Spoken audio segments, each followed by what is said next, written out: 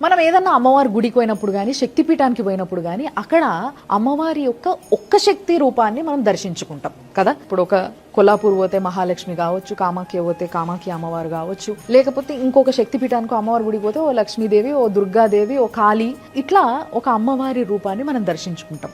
కానీ దశమహావిద్య అనేది మీ అందరికీ తెలిసిన విషయమే కదా.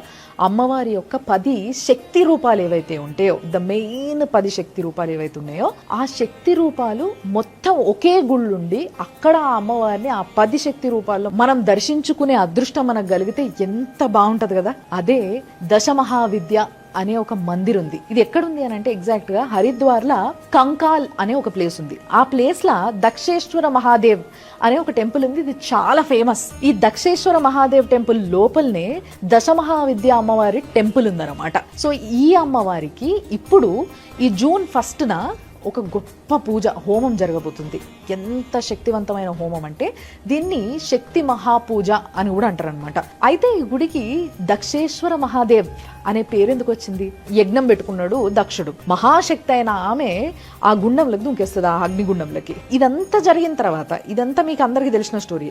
దీని తర్వాత వీరభద్రుడు రూపంలో ఎవరైతే ఈ దక్షుడు ఉన్నారో, అంటే సతీదేవి యొక్క తండ్రి ఉన్నాడో, ఆయనని శిక్షించడానికి వీరభద్రుడు వస్తాడు. అప్పుడు ఆయన తలని ఖండిస్తే ఆయన తల ప్లేస్లా తర్వాత ఆయనకి ప్రాణం పోయడానికి ఒక గొర్రె తలని పెడతారు.